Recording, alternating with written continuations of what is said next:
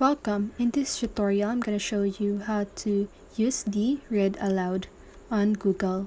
So if you want to know how I did it, just keep on watching.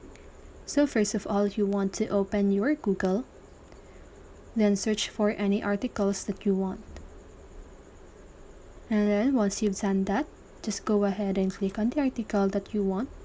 So for example, this article. And now you want to click on the share button at the upper right corner of your screen. Scroll down and you can see a Read Aloud option. So just go ahead and click that. The Willow project has been approved. And then here, as you can see, there's this window that popped up. So just go ahead and play that so that you can just listen while Google read the article for you. So that is how you do it. I hope this video helps you, and if it did, make sure to like, subscribe, and hit the bell notification so you won't miss a video. See you in the next one and have a great day.